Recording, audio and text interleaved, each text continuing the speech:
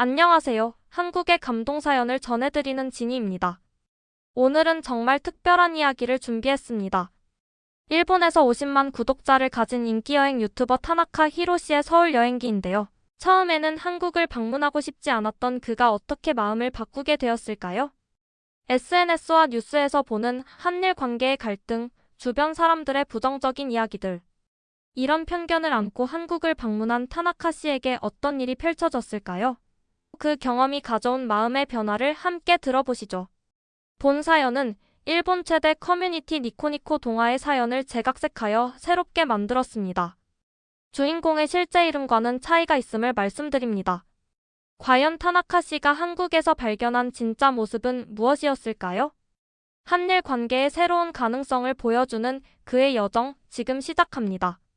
안녕하세요. 일본 도쿄에서 여행 유튜브 채널 타나카의 세계 여행을 운영하고 있는 타나카 히로시입니다. 제 채널은 구독자 50만 명을 자랑하는 일본 내 인기 여행 콘텐츠인데요. 오늘은 특별한 이야기를 나누고 싶어 이 영상을 촬영하게 되었습니다. 사실 지난주까지만 해도 저는 한국을 절대 방문하지 않을 나라 목록에 올려두고 있었어요. 왜 그랬냐고요? 우리 일본 SNS를 조금만 둘러봐도 한국인들이 일본인을 혐오한다. 일본인이라는 이유만으로 식당에서 쫓겨났다. 길거리에서 욕설을 들었다는 무서운 이야기들이 넘쳐났거든요. 특히 제 유튜브 편집자인 요시다는 2년 전 친구와 함께 한국 여행을 갔다가 불쾌한 경험을 했다며 히로시 씨, 다른 나라는 몰라도 한국만큼은 가지 마세요. 특히 당신처럼 유명인은 더 위험할 수 있어요. 라고 진심으로 걱정했습니다. 저도 뉴스에서 한일 관계가 역사 문제로 계속 악화되는 소식을 들었고 일본 유튜버가 한국에서 불편한 상황을 겪는 영상도 몇 개 봤어요. 진짜 그런 걸까? 의심도 들었지만 굳이 불편한 경험을 찾아 나설 필요는 없다고 생각했죠. 그런데 지난달 제 채널 구독자 중 한 분이 흥미로운 댓글을 남겼어요. 타나카 씨, 왜 아시아 여행 시리즈에 한국이 빠져 있나요? 진짜 한국은 당신이 들은 것과 완전히 다를 거예요. 도전해보세요. 이 댓글에 무려 5,000개의 좋아요가 달렸고 많은 분들이 한국 여행 콘텐츠를 원한다는 걸 알게 되었어요. 고민 끝에 여행 유튜버로서 직접 경험하지 않고 판단하는 건 프로답지 않다는 생각이 들었습니다. 그래서 용기를 내어 3박 4일 서울 여행을 계획했어요. 하지만 솔직히 비행기 티켓을 예매하는 순간까지도 불안감을 떨칠 수 없었답니다. 일본 나리타 공항에서 출발하기 전 저는 카메라에 이렇게 말했어요. 지금부터 한국으로 떠납니다. 솔직히 많이 걱정되지만 여러분께 진짜 한국의 모습을 전해드리고 싶습니다. 어떤 일이 벌어질지 함께 지켜봐 주세요. 비행기 안에서도 계속 걱정이 밀려왔어요. 공항에서 일본인이라고 차별받지 않을까? 호텔 직원들은 어떻게 대할까? 식당에서 거절당하면 어쩌지? 길거리에서 누군가 저를 알아보고 불편한 상황이 생긴다면? 이런 생각들로 인천행 비행기에서 거의 잠을 이루지 못했습니다. 제가 이 여행을 결심한 이유는 단 하나. 제 50만 구독자와 일본 사람들에게 진실을 전하고 싶었기 때문입니다. 정치와 역사는 복잡하지만 실제 사람들의 일상과 마음은 어떤지 제 눈으로 직접 확인하고 싶었어요.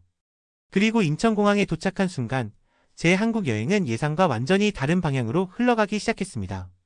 죄송합니다만 입국 신고서에 직업란을 채워주시겠어요? 인천공항 입국심사대에서 공항 직원이 건넨 말에 저는 잠시 긴장했습니다. 유튜버라고 적어도 될까? 혹시 일본인 유튜버라고 하면 입국이 거부될 수도 있지 않을까?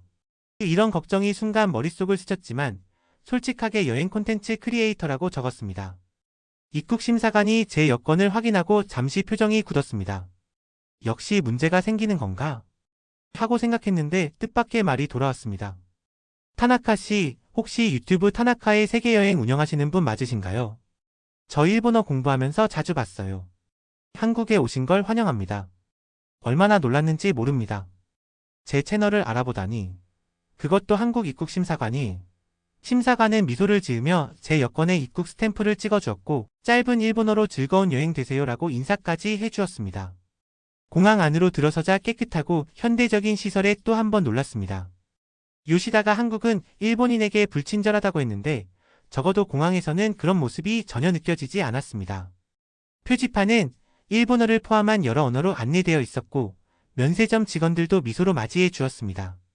수화물을 찾으면서 주변을 살폈는데 일본인이라고 노려보는 사람이 있을까? 하는 걱정은 기우에 불과했습니다. 오히려 제가 길을 헤매고 있을 때 항공항 직원이 다가와 친절하게 안내해 주었습니다. 어디로 가시려고요? 시내로 가시면 공항 철도가 편리하실 거예요. 일본어 안내 책자도 있어요. 그분이 건네준 서울 관광 가이드북은 일본어로 잘 정리되어 있었습니다. 기차표를 사는 곳까지 안내해주고 심지어 기차 시간표까지 확인해준 친절함에 감동했습니다. 공항 철도를 타면서 긴장이 조금씩 풀어졌습니다. 창밖으로 보이는 서울의 풍경은 도쿄와 비슷하면서도 다른 매력이 있었습니다. 차 내에서 카메라를 꺼내 촬영을 시작했는데 옆자리 한국 학생이 관심을 보였습니다. 혹시 유튜버세요? 일본에서 오셨나요? 조심스럽게 대답했더니 그 학생은 오히려 반가워하며 서울에서 꼭 가봐야 할 곳들을 추천해 주었습니다. 경복궁 근처에 일본인 관광객들도 많이 가는 맛집이 있어요. 거기 사장님이 일본어도 잘하셔서 편하실 거예요. 서울역에 도착했을 때는 이미 마음이 한결 가벼워져 있었습니다. 호텔로 향하는 택시기사님도 일본에서 왔다고 하니 특별히 친절하게 대해주셨고 일본 손님들이 한국에 많이 와주셔서 감사합니다라는 말까지 들었습니다. 호텔 체크인을 마치고 창문을 열어 서울 시내를 내려다보며 생각했습니다. 이게 내가 그토록 두려워했던 한국인가? SNS와 요시다의 이야기로 만들어진 제 머릿속 한국의 이미지는 실제 경험한 첫날의 모습과 너무나 달랐습니다. 그날 밤 호텔 방에서 첫 브이로그를 촬영하며 말했습니다. 여러분, 제가 완전히 잘못 알고 있었어요. 적어도 지금까지는 한국은 제가 상상했던 것보다 훨씬 더 친절하고 따뜻한 나라입니다. 내일은 어떤 경험이 기다리고 있을지 정말 기대가 됩니다. 인천공항에서의 첫 경험은 제 마음속에 자리 잡은 두꺼운 편견의 벽에 첫 균열을 만들어낸 소중한 시간이었습니다. 서울 첫날 저는 명동의 작은 골목에 있는 예쁜 카페를 발견했습니다. 핸드폰으로 위치를 찍고 오늘의 첫 번째 방문 장소는 이곳입니다. 정말 분위기 있는 카페네요. 라고 촬영을 시작했죠. 카페 내부는 전통 한옥 구조를 현대적으로 재해석한 디자인이었고 창가에 앉아 서울의 거리를 바라보며 아이스 아메리카노를 주문했습니다.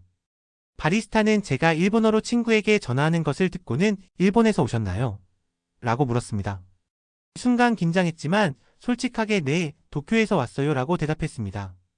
그런데 예상과 달리 그녀는 밝게 웃으며 제가 작년에 도쿄 여행을 다녀왔어요. 정말 좋았어요. 라고 친근하게 대화를 이어갔습니다. 커피를 마시며 다음 일정을 계획하고 카메라로 카페 내부와 음료를 촬영했습니다. 유튜브용 영상도 몇 개 찍고 나서 다음 장소인 인사동으로 향했죠. 그런데 인사동 거리에 도착해서 작은 기념품 가게를 구경하던 중 갑자기 지갑이 없다는 사실을 깨달았습니다. 운 주머니를 뒤져봐도 지갑은 보이지 않았고 가방 안도 비어 있었습니다. 순간 식은땀이 흘렀습니다. 지갑 안에는 신용카드와 현금 5만엔, 그리고 제 일본 운전면허증까지 들어있었으니까요.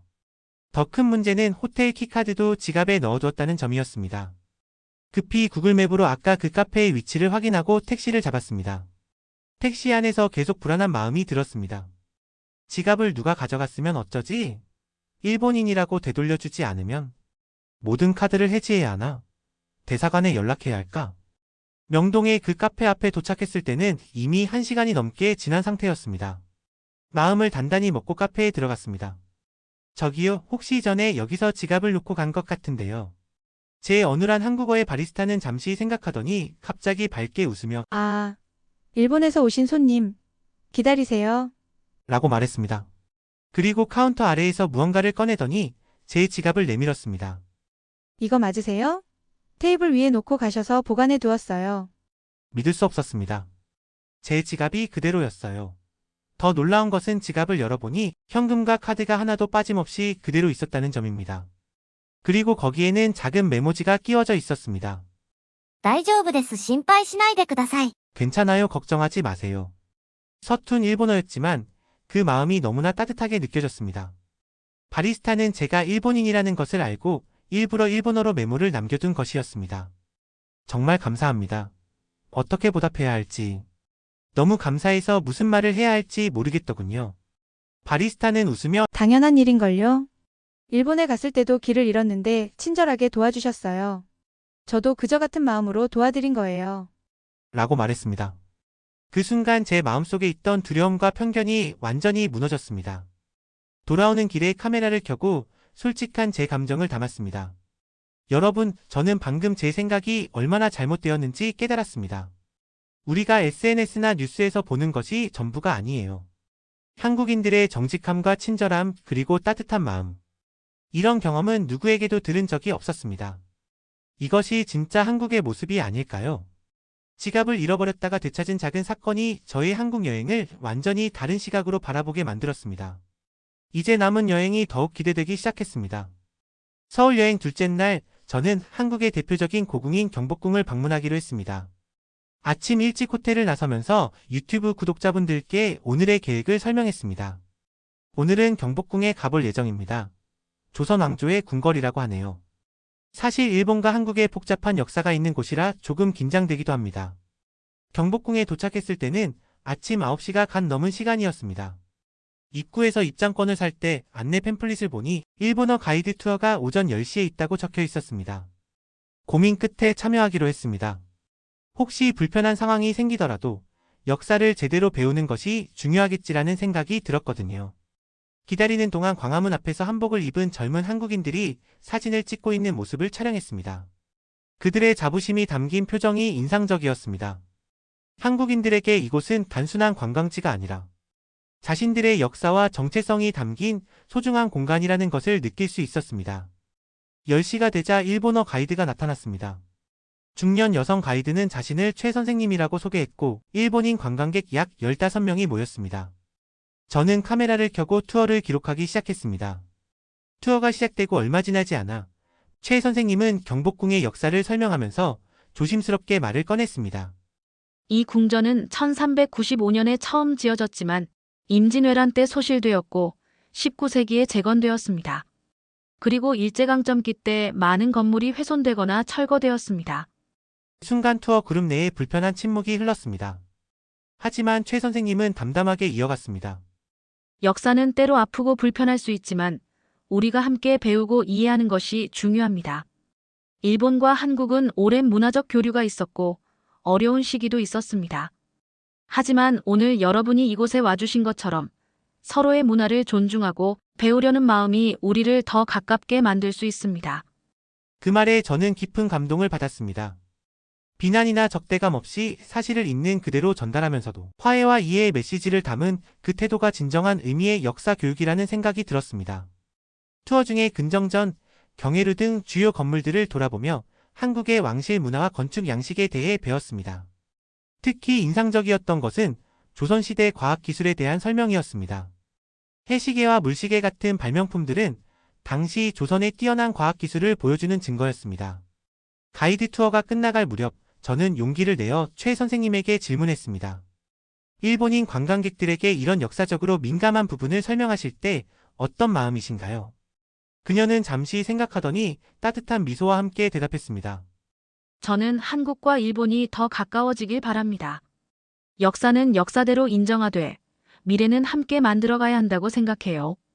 타나카 씨와 같은 분들이 한국을 방문하고 진실된 모습을 알리는 것이 중요합니다. 정치는 복잡하지만 사람과 사람 사이의 이해는 단순할 수 있으니까요. 그날 경복궁을 나오면서 제 마음은 묘한 감정으로 가득 찼습니다. 슬픔과 반성 그리고 희망이 뒤섞인 복잡한 감정이었습니다. 카메라에 담긴 제 얼굴은 평소보다 진지했을 것입니다. 오늘 경복궁에서 한국의 역사뿐만 아니라 한일 관계의 아픈 역사도 배웠습니다. 하지만 이런 어려운 역사에도 불구하고 서로를 이해하고 존중하려는 노력이 있다는 것을 느꼈습니다. 역사를 직시하고 인정하는 것이 진정한 화해의 시작이 아닐까 생각합니다. 경복궁에서의 경험은 단순한 관광이 아닌 깊은 역사적 성찰의 시간이 되었습니다. 그리고 이것이 제가 한국 여행을 결심한 진정한 이유였다는 것을 다시 한번 깨달았습니다. 경복궁 관람을 마치고 저는 바로 옆에 위치한 북촌 한옥마을로 향했습니다. 궁에서 받은 지도를 보니 도보로 10분 거리라고 했지만 작은 골목길들이 미로처럼 얽혀 있어서 길을 찾는데 조금 헤맸습니다. 여러분, 지금 북촌 한옥마을에 도착했어요. 조선시대 양반들이 살았던 전통 가옥이 밀집된 지역이라고 합니다. 일본의 교토기온거리가 생각나는데 어떤 점이 비슷하고 다른지 함께 살펴볼게요. 좁은 돌길을 따라 걸으며 카메라에 담긴 한옥의 모습은 정말 아름다웠습니다. 기와 지붕의 우아한 곡선, 나무와 돌로 만들어진 담장, 그리고 문살의 세밀한 패턴까지 모든 것이 정교한 균형과 조화를 이루고 있었습니다. 길을 걷다가 한복 체험관이라는 간판이 눈에 들어왔습니다. 망설임 없이 들어가기로 했습니다. 일본에서도 기모노 체험을 해본 적 있지만 한복은 처음이라 호기심이 가득했거든요. 체험관에 들어서자 다양한 색상과 디자인의 한복이 전시되어 있었습니다. 50대로 보이는 여성 사장님이 반갑게 맞아주셨고 제가 일본어로 친구에게 전화하는 것을 듣고는 눈을 크게 뜨셨습니다. 일본에서 오셨나요? 어서 오세요. 한복 입어보실래요? 사장님의 친절한 태도에 경계심이 완전히 녹아내렸습니다. 제가 여행 유튜버라고 소개하자 사장님은 더욱 반가워하시며 카메라 촬영도 흔쾌히 허락해 주셨습니다. 남성용 한복은 저고리와 바지로 구성되어 있어요. 여기 청록색 저고리와 흰색 바지가 잘 어울릴 것 같네요. 사장님은 한복을 입히시면서 친절하게 설명해 주셨습니다.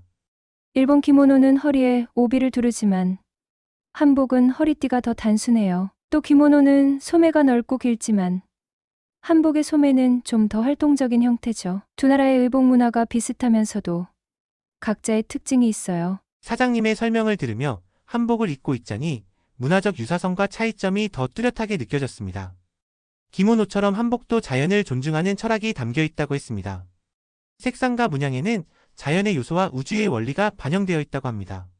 타나카 씨, 한국과 일본은 지리적으로 가깝고 문화적 교류도 많았어요. 그래서 비슷한 점이 많지만 각자의 독특한 정체성도 있지요. 한복에서는 더 자유롭고 흐르는 듯한 곡선이 특징이에요. 이건 한국인의 정서와도 연결되어 있답니다. 한복을 입고 마을 골목을 거닐면서 사진도 찍고 전통차를 마실 수 있는 한옥 카페도 방문했습니다. 그곳에서 마신 오미자차의 새콤달콤한 맛은 일본의 우메보시차와 묘하게 닮아 있으면서도 달랐습니다. 체험을 마치고 한복을 벗으면서 사장님께 질문했습니다. 일본인 관광객들이 많이 오나요?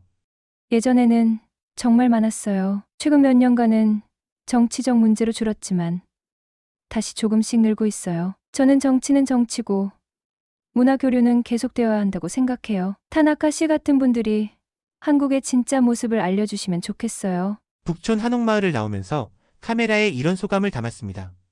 오늘 한복을 입어보면서 느낀 건 한국과 일본의 문화는 마치 오래 헤어져 살았던 형제 같다는 거예요.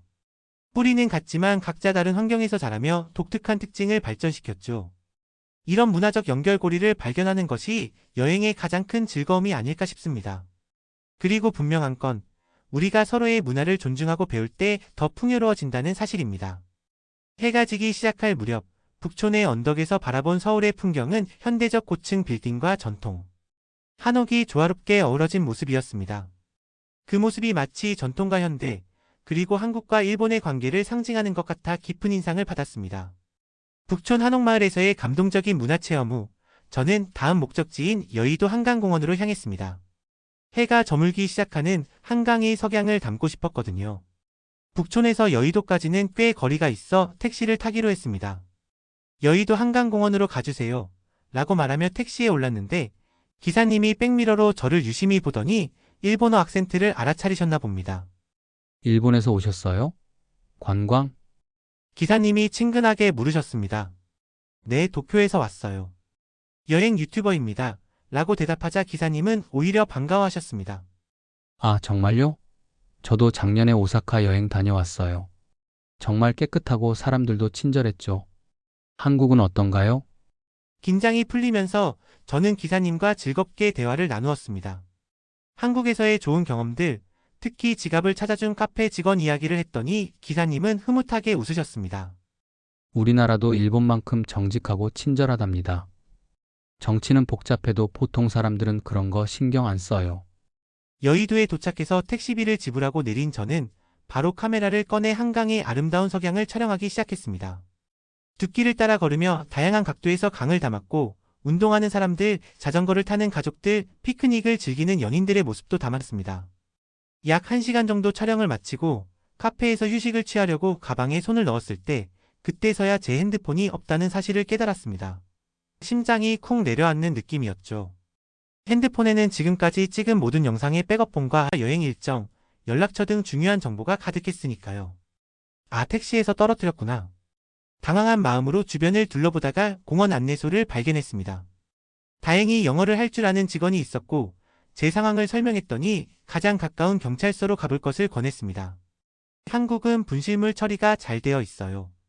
경찰서에 가시면 도움 받을 수 있을 거예요. 안내소 직원의 도움으로 택시를 불러 경찰서로 향했습니다.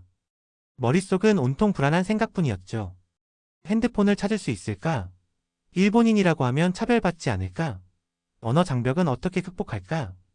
여의도 경찰서에 도착했을 때는 저녁 8시가 조금 넘은 시간이었습니다.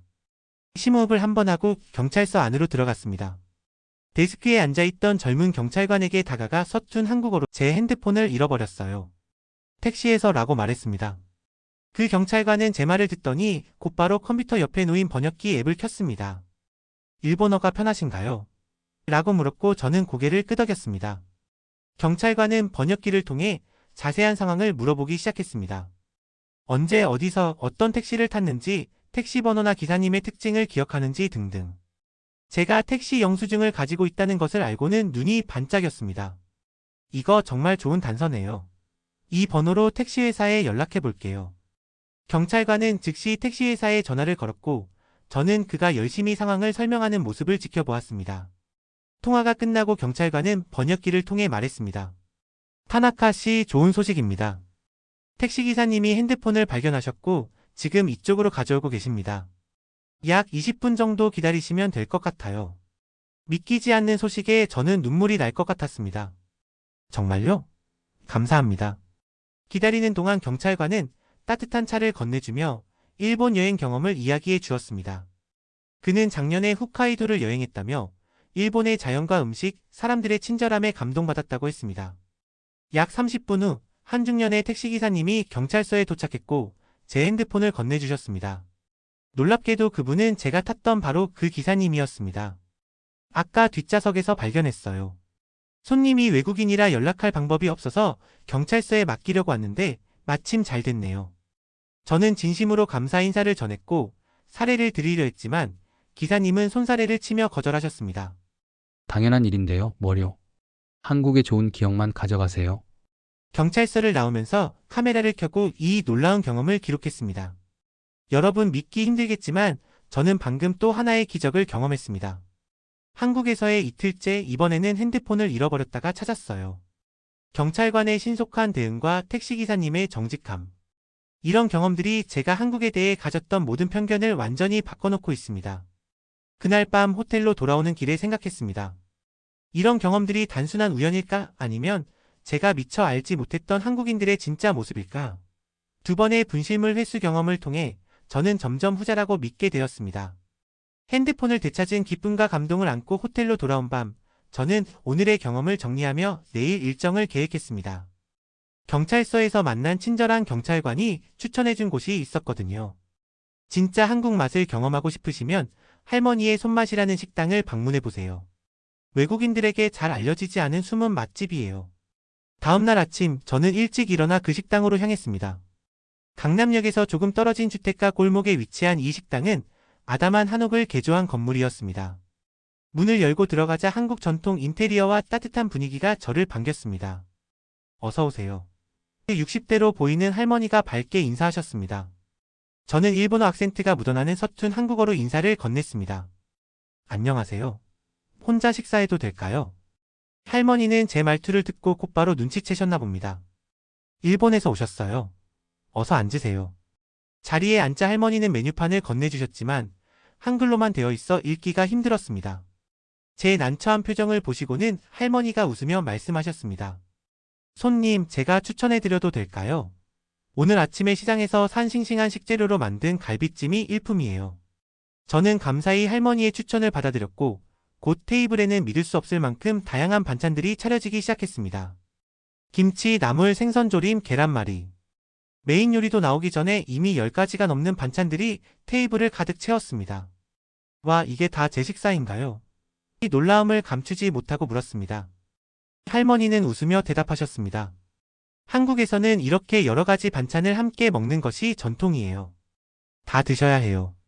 잠시 후 메인 요리인 갈비찜이 나왔는데 그 양과 비주얼에 또 한 번 놀랐습니다. 윤기가 흐르는 갈비에 달콤한 소스가 촉촉하게 배어 있었고 으깬 감자와 당근이 곁들여져 있었습니다.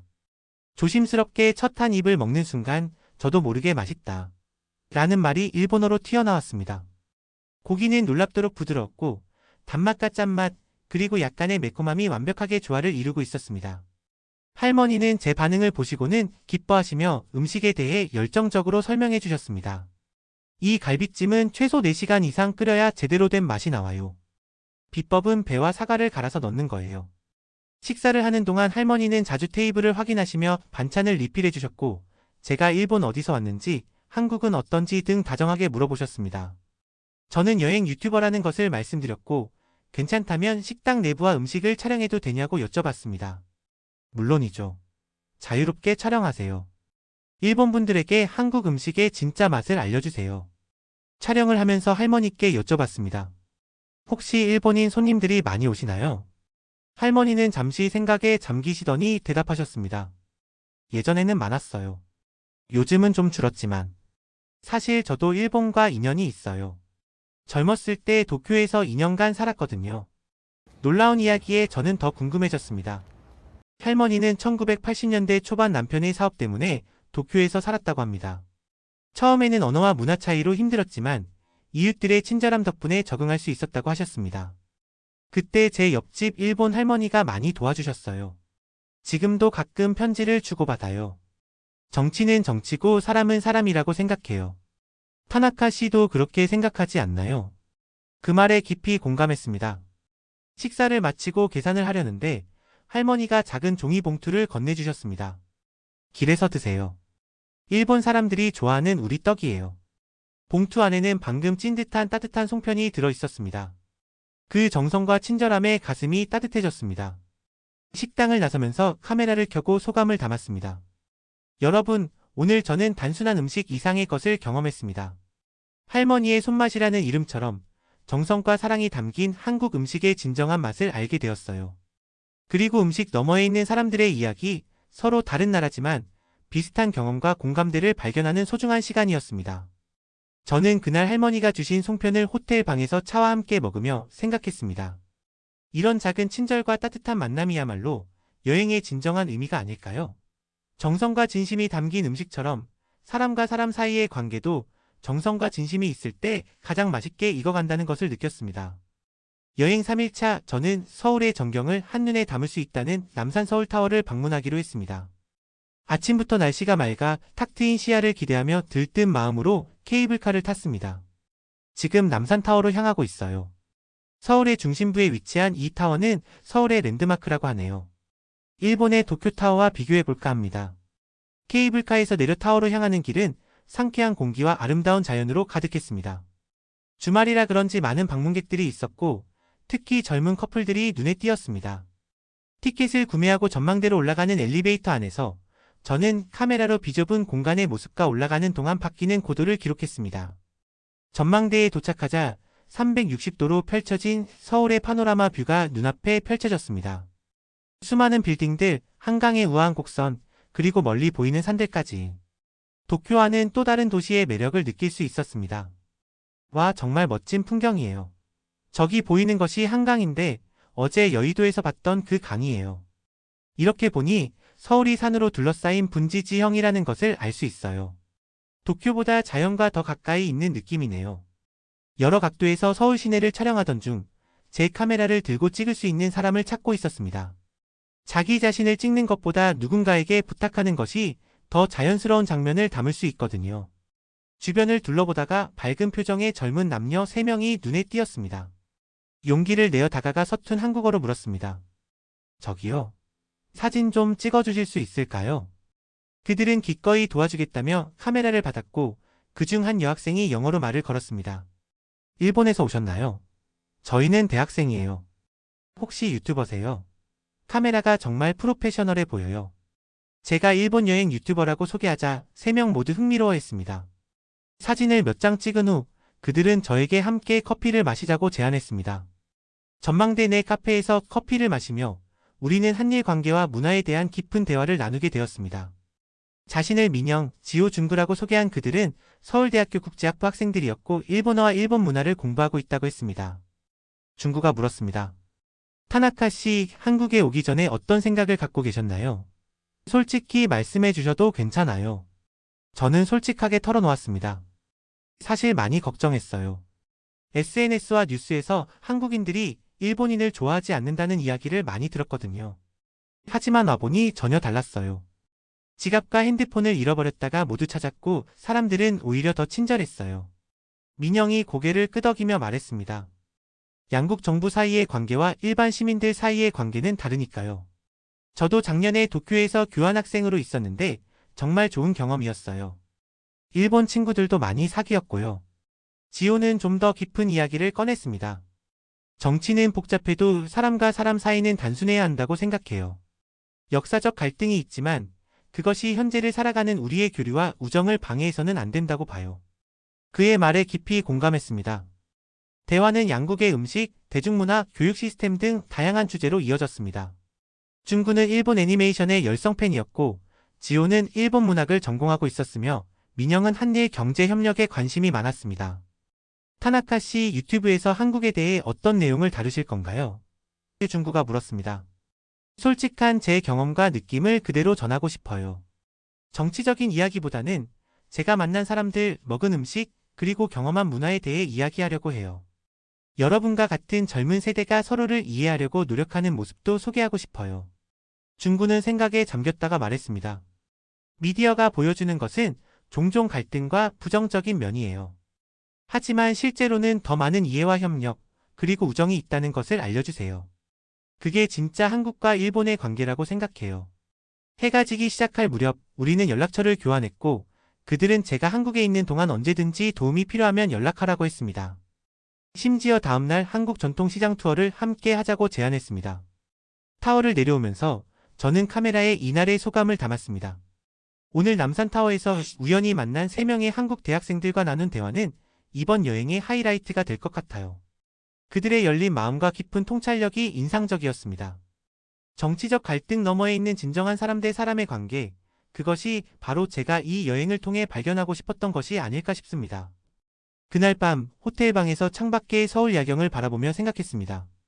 어쩌면 우리가 필요한 것은 더 많은 정치적 해결책이 아니라 더 많은 대화와 이해, 그리고 서로에 대한 열린 마음이 아닐까요? 남산타워에서의 만남은 그런 가능성을 보여준 소중한 시간이었습니다. 여행 4일차 아침, 저는 일찍 일어나 호텔 창가에 앉아 지금까지의 여행을 정리하는 시간을 가졌습니다. 노트북을 켜고 촬영한 영상들을 하나씩 살펴보면서 제 마음속에는 복잡한 감정이 일었습니다. 안녕하세요, 여러분. 오늘은 조금 특별한 이야기를 나누고 싶어요. 한국 여행 4일째, 저는 지금 많은 생각과 감정이 교차하고 있습니다. 카메라를 정면으로 바라보며 진솔한 목소리로 말했습니다. 솔직히 고백하자면 저는 한국에 오기 전에 많은 두려움과 편견을 가지고 있었습니다. SNS와 일부 미디어에서 보여주는 한일 관계의 갈등, 그리고 주변 사람들의 부정적인 이야기들. 그런 것들이 제 마음속에 한국에 대한 잘못된 이미지를 만들어왔던 것 같아요. 노트북 화면에는 제가 지금까지 촬영한 영상들이 펼쳐져 있었습니다. 인천공항에서의 첫인상, 지갑을 되찾은 카페, 경복궁과 북촌 한옥마을에서의 문화체험, 핸드폰을 찾아준 경찰서와 택시기사님, 할머니의 손맛식당, 그리고 남산타워에서 만난 대학생들. 하지만 이렇게 직접 경험해보니 제가 얼마나 잘못 알고 있었는지 깨닫게 됐어요. 한국 사람들은 생각보다 훨씬 더 친절하고 정직하고 열린 마음을 가지고 있었습니다. 물론 모든 사람이 그렇다고 할 수는 없겠지만 적어도 제가 만난 대부분의 사람들은 그랬어요. 한숨을 쉬며 잠시 생각에 잠겼다가 다시 말을 이어갔습니다. 그동안 제 유튜브 채널에서 아시아 여행 시리즈를 진행하면서 한국만 의도적으로 피해왔던 것이 부끄럽게 느껴집니다. 제가 검증되지 않은 정보와 감정적인 반응에 휘둘려 진실을 외면했던 거예요. 노트북으로 간단한 편집 작업을 하면서 설명했습니다. 이번 영상은 기존의 여행 콘텐츠와는 조금 다를 예정입니다. 단순히 어디를 가봤다, 무엇을 먹었다는 식의 표면적인 내용보다는 한국에서 경험한 진정한 순간들과 그것이 어떻게 제 생각을 변화시켰는지에 초점을 맞추려고 해요. 편집 화면에는 진실과 편견 일본인 유튜버의 한국 이야기라는 제목이 떠올랐습니다. 이 영상을 통해 일본 시청자들에게 한국의 진짜 모습을 전하고 싶어요. 정치와 역사는 복잡하고 때로는 아프지만 그것이 사람과 사람 사이의 교류와 이해를 방해해서는 안 된다고 생각합니다. 잠시 생각에 잠겼다가 제 마음속 깊은 곳에 이야기를 꺼냈습니다. 사실 이 여행을 결심했을 때 많은 사람들이 말렸어요. 일본인이라고 알려지면 불편한 상황이 생길 수 있다. 한국은 지금 일본인에게 좋지 않은 분위기다. 심지어 제 스텝 중 일부는 이 여행을 찍지 말라고 조언했습니다. 창밖의 서울 풍경을 바라보며 말을 이어갔습니다. 하지만 지금 생각해보면 그런 두려움과 우려는 대부분 직접 경험해보지 않은 추측에 불과했어요. 제가 실제로 경험한 한국은 그런 우려와는 전혀 달랐습니다. 오히려 제가 일본인이라는 것을 알고도 더 친절하게 대해주신 분들도 많았어요. 노트북에 저장된 사진들을 하나씩 넘겨보면서 미소를 지었습니다. 이 영상이 한일 관계에 큰 변화를 가져오진 못하겠지만 적어도 제 50만 구독자들에게 다른 시각을 제공할 수 있을 거라고 생각해요. 그리고 그것만으로도 의미가 있다고 생각합니다. 잠시 후 저는 SNS에 간단한 게시물을 올렸습니다. 한국에서의 놀라운 경험들. 곧 새 영상으로 찾아뵙겠습니다. 한국 여행 편견 깨기 진짜 한국. 놀랍게도 이 게시물은 평소보다 훨씬 많은 반응을 얻었고 특히 저도 한국 여행 가보고 싶었는데 망설였어요. 실제 경험담이 궁금해요. 용기 내줘서 고마워요 같은 댓글들이 많이 달렸습니다. 그날 오후 남산타워에서 만난 대학생들과의 약속대로 광장시장을 방문했습니다. 그들과 함께 다양한 길거리 음식을 맛보고 전통시장의 활기찬 분위기를 경험하면서 저는 이 여행이 단순한 콘텐츠 제작 이상의 의미를 갖게 되었다는 것을 깨달았습니다. 저녁에 호텔로 돌아와 카메라를 켜고 이날의 소감을 기록했습니다. 여러분, 오늘 저는 유튜버로서의 제 책임에 대해 많이 생각했습니다. 우리가 만드는 콘텐츠는 단순한 오락거리를 넘어 시청자들의 인식과 생각에 영향을 미칠 수 있어요. 그래서 더욱 진실되고 균형 잡힌 시각을 전달하는 것이 중요하다고 느꼈습니다. 창밖으로 보이는 서울의 밤 풍경을 배경으로 저는 이번 여행의 가장 큰 수확은 외부 세계가 아닌 제 내면의 변화였다고 말했습니다. 그리고 이 경험을 통해 앞으로 더 책임감 있는 콘텐츠를 만들어 나가겠다고 다짐했습니다. 제 한국 여행의 마지막 날이 밝았습니다. 아침 일찍 일어나 호텔 발코니에 서서 서울의 일출을 바라보며 생각에 잠겼습니다. 4박 5일이라는 짧은 여행이었지만 제 마음속에 가져온 변화는 상상했던 것보다 훨씬 컸습니다. 여러분 안녕하세요. 한국에서의 마지막 아침입니다. 오늘 저녁 비행기로 도쿄로 돌아갑니다. 이 짧은 여행이 제게 얼마나 큰 의미를 주었는지 말씀드리고 싶어요. 카메라를 들고 호텔 창가에 앉아 솔직한 마음을 담아 말했습니다. 사실 한국에 오기 전 제 머릿속에는 우리는 다르다, 서로 이해할 수 없다는 생각이 있었어요. 뉴스와 SNS에서 보는 갈등의 이미지, 주변 사람들의 부정적인 이야기들. 그런 것들이 제 시각을 좁게 만들었던 거죠. 잠시 생각에 잠겼다가 이어 말했습니다. 하지만 이번 여행을 통해 깨달은 건 우리가 생각보다 훨씬 더 비슷하다는 거예요. 정직함의 가치, 따뜻한 정의 문화, 음식을 통해 마음을 나누는 방식. 이런 근본적인 가치들에서 한국과 일본은 많은 공통점을 가지고 있습니다. 호텔 방을 정리하면서 계속 말을 이어갔습니다.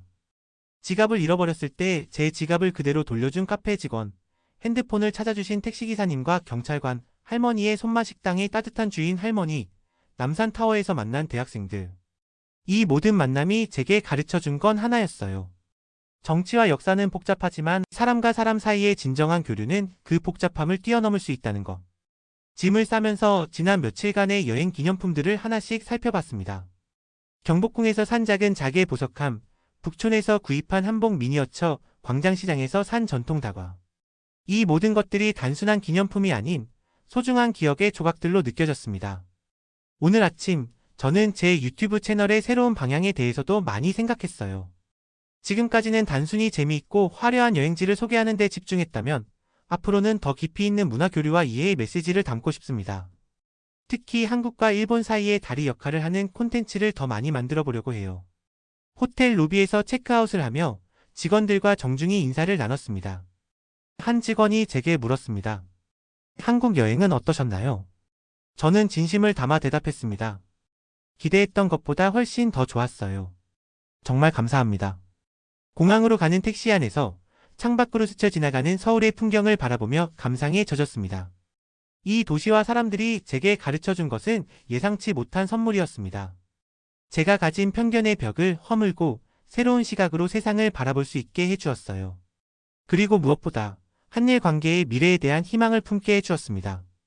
인천공항에 도착해 출국 절차를 밟으면서도 제 마음은 여전히 지난 며칠간의 경험으로 가득 차 있었습니다. 면세점에서 한국 친구들과 가족들을 위한 선물을 구입하며 이 경험을 더 많은 사람들과 나누고 싶다는 생각이 들었습니다. 비행기에 탑승하기 직전 마지막으로 카메라를 켜고 이번 여행의 소감을 정리했습니다. 여러분, 한국에서의 마지막 순간입니다. 이 여행은 단순한 관광이 아니라 제 인생의 전환점이 될 것 같습니다. 우리가 서로를 진정으로 이해하기 위해서는 정치나 미디어의 렌즈가 아닌 직접 만남과 경험이 필요하다는 것을 깨달았습니다. 잠시 감정이 북받쳐 말을 멈추었다가 다시 이어갔습니다. 한국인 여러분, 정말 감사합니다. 여러분의 친절과 정직함, 그리고 열린 마음이 제게 큰 감동을 주었습니다. 그리고 일본의 시청자 여러분, 부디 직접 경험해보기 전에 선입견으로 판단하지 마세요. 우리가 생각하는 것보다 세상은 훨씬 더 복잡하고 또 단순합니다. 창밖으로 보이는 인천공항을 배경으로 마지막 인사를 전했습니다. 이제 도쿄로 돌아가지만 제 마음의 일부는 여기 한국에 남을 것 같습니다. 다음에는 부산, 제주도 등 더 많은 한국의 아름다움을 탐험하고 싶어요. 그리고 언젠가는 한국과 일본의 젊은이들이 함께하는 특별한 프로젝트도 만들어보고 싶습니다. 비행기가 이륙하고 창밖으로 작아지는 한국의 풍경을 바라보며 마음속으로 다짐했습니다. 이 여행은 끝이 아니라 새로운 시작이라고. 그리고 작은 개인적 경험이지만 이것이 양국 관계의 미래의 작은 희망의 씨앗이 될 수 있기를 바랐습니다. 귀국 후 첫 방송에서 저는 이렇게 말할 계획입니다. 때로는 가장 두려워하던 곳에서 가장 소중한 깨달음을 얻게 됩니다. 한국 여행은 제게 그런 경험이었습니다. 그리고 이제 이 소중한 이야기를 여러분과 함께 나누고 싶습니다. 여러분, 타나카 히로시 씨의 4박 5일 서울 여행기 어떠셨나요? 처음에는 불안함과 편견을 안고 한국을 방문했던 그가 여정을 통해 완전히 다른 시각을 얻게 된 모습이 정말 감동적이었습니다. 그 이야기는 우리에게 직접 경험의 중요성과 열린 마음의 가치를 다시 한번 일깨워주는 것 같네요. 이 영상이 도움이 되셨다면 구독과 좋아요, 알림 설정 버튼을 꼭 눌러주세요. 여러분의 성원에 힘입어 앞으로도 더 많은 감동적인 이야기를 전해드리겠습니다. 지금까지 감동사연을 읽어드린 저는 진이었습니다. 끝까지 시청해주셔서 진심으로 감사합니다.